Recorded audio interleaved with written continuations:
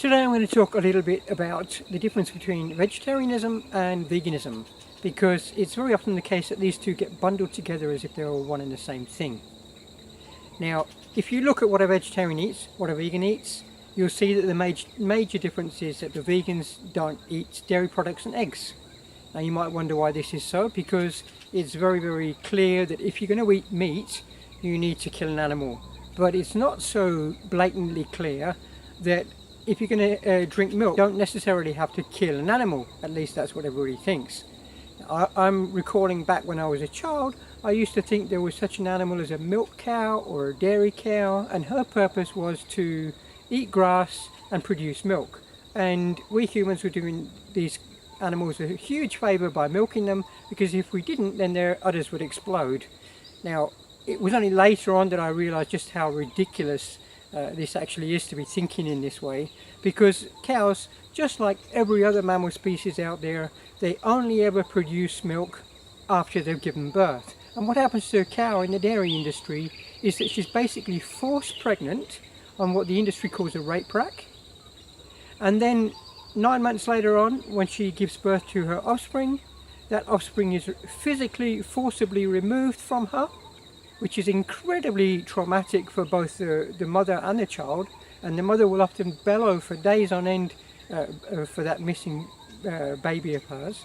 If the calf happens to be a male, then he will be taken away for slaughter, and if the calf is a female, then she'll end up in the same kind of production line as her mother, separated from her mother, and she'll become also a dairy cow. And this is basically standard practice within the dairy industry, separation of mother and child. It's not something which I think any of us should be supporting, and there's no two ways around it. I mean, they're never really left together anymore, because the milk in that industry, the milk is intended for humans, not for the calf, so they have to be separated. There's no two ways around it.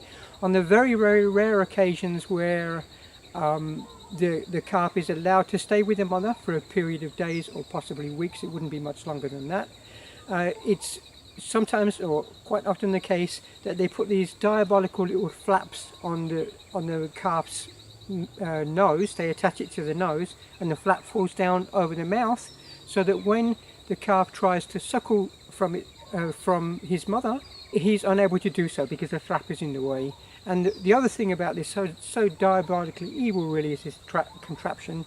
It has thorns on the other side of it, so that when it pushes up against the udder of the mother, it hurts the mother, and the mother will eject her offspring.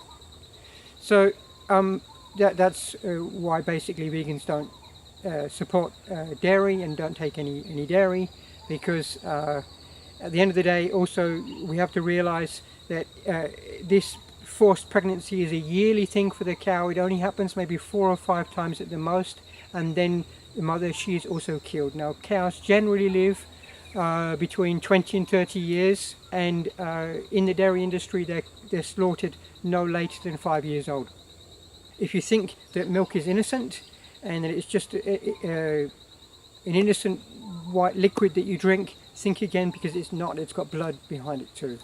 If you're vegetarian and you're taking milk, please reconsider doing this. Please look into what is actually going on in this system, and instead of going to the supermarket and taking that carton of milk off the shelf, get some soy milk or rice milk. If you're going to have milk at all, just choose those options.